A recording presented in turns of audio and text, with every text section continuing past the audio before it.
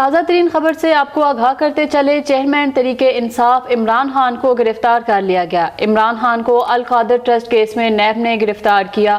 گرفتاری کے بعد عمران خان کو نیب راولپنڈی منتقل کر دیا گیا۔ عمران خان کو طبی معائنے کے لیے 60 ڈاکٹرز پر مشتمل بورڈ بھی تشکیل دے دیا گیا ہے۔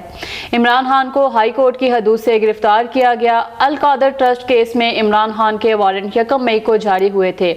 عمران خان کو متعلقہ عدالت میں پیش کیا جائے گا۔ عمران خان کی گرفتاری پر چیف جسٹس ہائی کورٹ اسلام آباد بھی برہم ہو گئے۔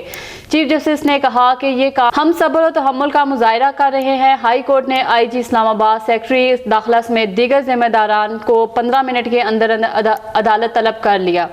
15 منٹ میں حاضر نہ ہونے پر وزیر اعظم کو طلب کرنے کا عندیہ بھی دے دیا۔ دوسری طرف عمران خان کا طبی معائنہ بھی شروع کر دیا گیا ہے۔